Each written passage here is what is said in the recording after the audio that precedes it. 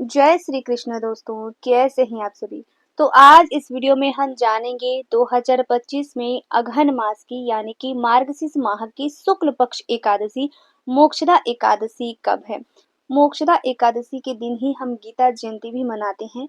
तो 2025 में मोक्षदा एकादशी कब है, तिथि कब से प्रारंभ हो रही है, कब समाप्त हो रही है, एकादशी का व्रत हमें कब रखना है, पारण का शुभ मुहूर्त क्या रहेगा और किन किन बातों का हमें ध्यान रखना है, तुलसी पत्र हमें कब तोड़नी है।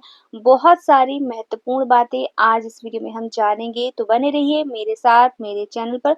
अगर आप सभी के लिए वीडियो हेल्पफुल होता है तो प्लीज़ एक लाइक ज़रूर कर दें। इसके साथ ही मेरे चैनल को सब्सक्राइब करके बेल आइकन को प्रेस कर दें ताकि मेरी आने वाली वीडियो की सभी नए नोटिफिकेशन आप सभी के पास सबसे पहले पहुंचे। तो चलिए हम वीडियो को शुरू करते हैं। तो सबसे पहले तो एकादशी तिथि भगवान श्री हरि विष्णु को समर्पित होती है। इस दिन पे अगर हम भगवान श्री हरि विष्णु और माँ लक्ष्मी की विधिवत पूजा अर्चना करते हैं तो इससे भगवान श्री हरि विष्णु के साथ साथ माँ लक्ष्मी भी प्रसन्न होती हैं।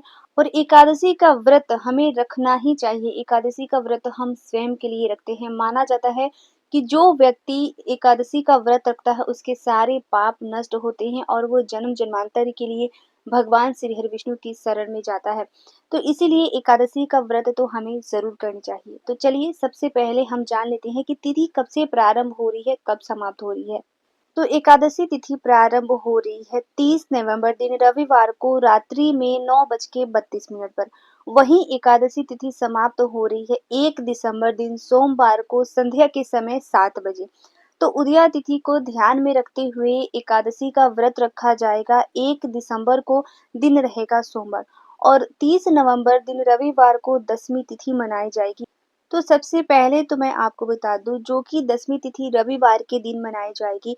तो इसके लिए इस दिन पे तुलसी पत्र हम नहीं तोड़ सकते हैं क्योंकि रविवार के दिन ना ही तुलसी पत्र तोड़ा जाता है और ना ही तुलसी जी में जल अर्पित करते हैं। तो इसके लिए हमें क्या करना है, शनिवार के दिन ही हम तुलसी पत्र तोड़कर रख लेंगे और संध्या के समय हम जल चढ़ाकर जो है वो छोड़ सकते हैं। नहीं तो अगर हम किसी कारणवश ना तोड़ पाएँ तो हम क्या कर सकते हैं, जो भी तुलसी पत्र गिरा हुआ है उन्हीं को उठाकर धोकर हम भगवान श्री विष्णु को चढ़ा सकते हैं, लेकिन हमें तोड़ना नहीं है। इस चीज़ का हमें विशेषकर ध्यान रखना है इस एकादशी पे, ठीक है। इसके साथ ही द्वादशी तिथि प्रारंभ हो रही है 1 दिसंबर को संध्या के समय 7 बजे से। वहीं द्वादशी तिथि समाप्त हो रही है 2 दिसंबर को दोपहर 3:58 पर। तो ऐसे में हम जो है वो हरिवासर का समय जब तक रहता है उस समय तक व्रत का पारण नहीं करते हैं। और हरिवासर का समय रहेगा 1 दिसंबर को, जिस दिन हमें एकादशी का व्रत रखना है उसी दिन पे रात्रि में 12 बजे तक।